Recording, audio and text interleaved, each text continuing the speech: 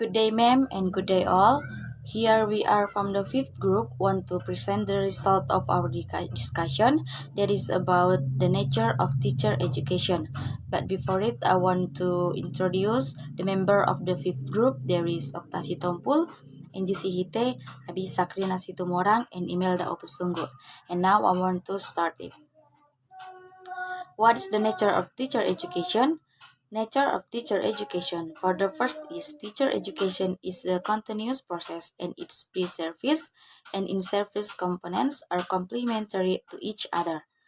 And the second is teacher education is based on the theory that teachers are made, not born, in contrary to the assumption. Teachers are born, not made. For the third is teacher education has become differentiated into stage-specific programs. The stage that the knowledge base in adequately specialized and diversified across stage, which should be optimized for developing effective process and preparing entrant teachers for the functions which a teacher is expected to perform to each stage. And then teacher training. Teacher training is the process of teaching or learning the knowledge, skill, and attitudes you need to be a teacher in educational setting. Training designed to help teachers improve their teaching practice. Training sessions are needed to help the teachers learn to create new teaching strategies which will bring back the interesting of their student in the classroom and encourage learning. Next, we'll continue by my friend. Alright, ma'am and my friends, I will continue for the next slide.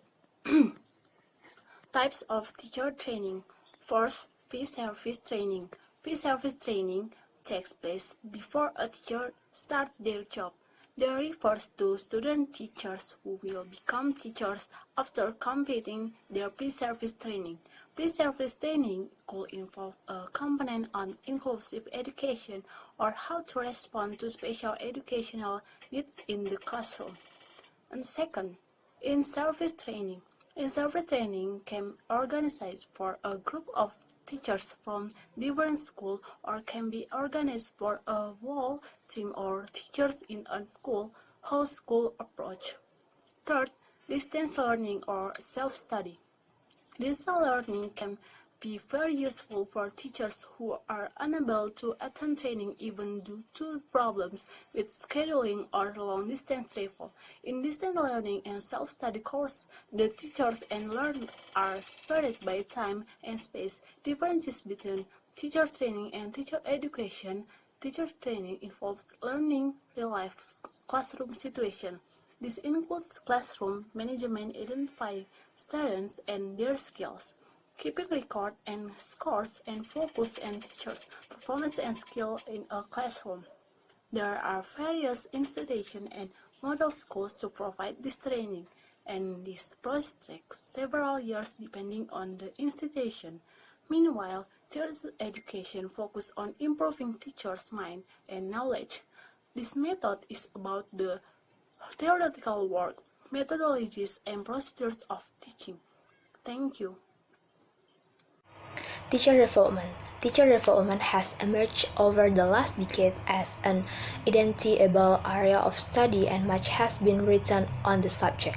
The teacher development literature has served to disseminate information on and ideas for improving teachers and, by extension, school performance. The need for a definition. The reason why the concept of teacher development needs clarifying and denying is the need for shared understanding. The absence of shared understanding is a problem that manifests itself as certain conceptualization, difficult in establishing the parameters of the study, and difficult in identifying the teacher development process. The teacher development process, the understanding of precisely what we need to do if we want to develop teachers remains unclear.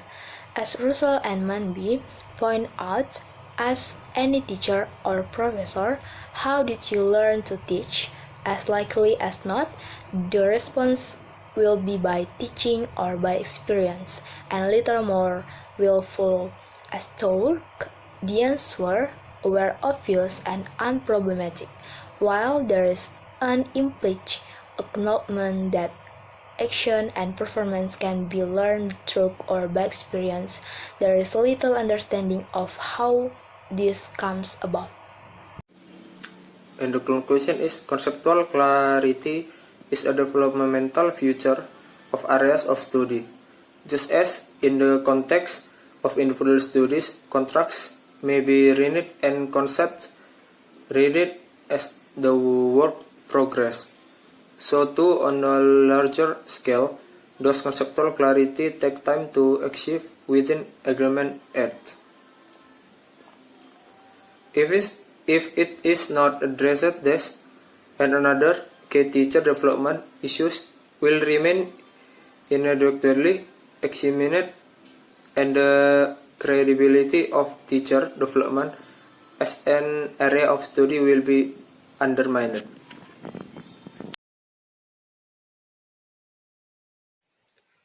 Good day, ma'am. Here we are from Group 5. We will present our material. First, let me introduce ourselves. Oktas Tempul, NG Dewara Sarina Sifte, and me Abisana Semorang, and my friend Imelda Opusungguh. And with the title, Conceptualization of Teaching Learning, Novice and Expert. Okay, first slide will read by me.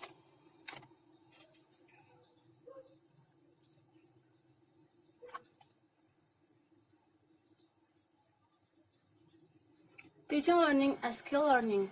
Teachers can accelerate their students' learning by explicitly teaching them learning to learn or skills, said Bob Darnell. We typically call this to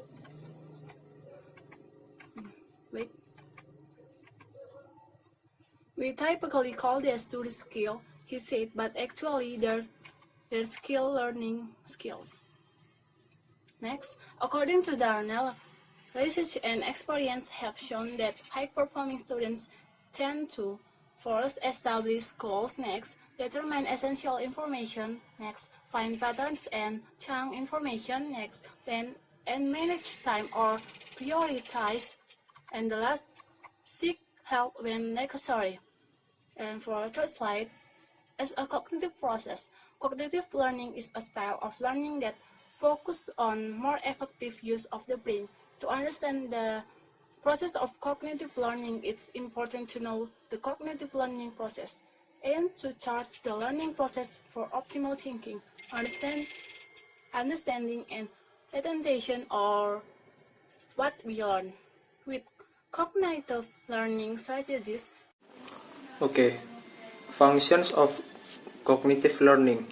Cognitive learning is an immersive and active process that engages your sense in a constructive and long-lasting way. It trains you reflect on the material and content and connect it with past knowledge for more robust learning. But it also makes you a better learner for the long term. Okay, next, elements of cognitive learning. Cognitive learning is unlike the traditional learning process where the focus is on memorization rather than achieving mastery of the subject. The following factors are fundamental to the cognitive learning process. The first, comprehension. Number 2, memory. And number 3, application. Okay, and the next, benefits of cognitive learning. Cognitive learning is an effective way of fostering a lifelong love of learning and improvement in employers. Organizations can use cognitive learning strategies to impact the following benefits on their staff. The first, enhance comprehension. The second, improve problem solving skills. And the third, boost confidence. And the fourth, encourage continuous learning. Alright, now I want to continue. Cognitive learning examples. Here are examples of cognitive learning: implicit learning, explicit learning, meaningful learning, cooperative and collaborative learning, discovery learning, non-associative learning or habituation and sensitization, emotional learning, experimental learning, receptive learning, and observation learning. And the next is personal construction. Each individual learner has a distinctive point of view based on existing knowledge and values. This means that same lesson, teaching, or activity may result in different learning by each pupil as their subjective interpretation differ. This principle appears to contradiction the view with the knowledge is socially constructed, Fox 2001 p. 30 argues A. That although individuals have their own personal history of learning, nevertheless they can share in common knowledge, and B. That although education is a social process, powerfully influenced by cultural factors, nevertheless culture are made up of subculture, even to the point of being composed of subculture of one. And then is as reflective process. Reflection is a systematic reviewing process for the whole teacher, which allows you to make links from one experience to the next. Making sure your students make maximum progress, reflection is a basic part of teaching and learning. Reflective practice provides a means for teachers to improve their practice to effectively meet in learning needs of their students. For example, reflective teaching may include self-assessment, classroom observation, consideration of students' evaluation, or exploration of educational research. Expert and novice science teacher. The comparison between expert and novice teacher has notably contributed to understanding the science teacher's professional knowledge of teaching. The instructional process and the handling of the class are closely related, and the latter is one of the characteristics which distinguish expert teachers. Knowledge characteristics of expert. A large store of domain-specific knowledge richly interconnected and hierarchically structured, integrate multiple representations. Knowledge characteristics of novice. Sparse knowledge set, disconnect and amorphous structure, and then poorly formed and unrelated representation. Then problem-solving behavior of expert, conceptual knowledge impact problem solving, performs qualitative analysis, uses forward-looking concept this best strategy. Problem solving behavior of novice. Problem solving large independent of concept, manipulated equation, uses background looking means and techniques. Conclusion. The overall results that we have presented here lend support to the claim that it is not enough to set out the intent educational change in formal documents for the teachers to take on board and put into practice. Their own educational background and experience influence their conception and practice.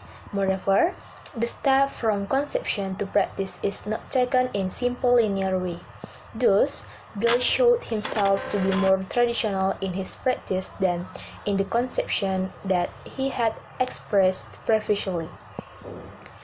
This was very probably due not only to a relatively unconsolidated structure of knowledge and to certain problems in managing the class, but also to contradiction between what he had explicitly been taught in his recent initial teacher education and his environment training that he had received implied when he was a student in school.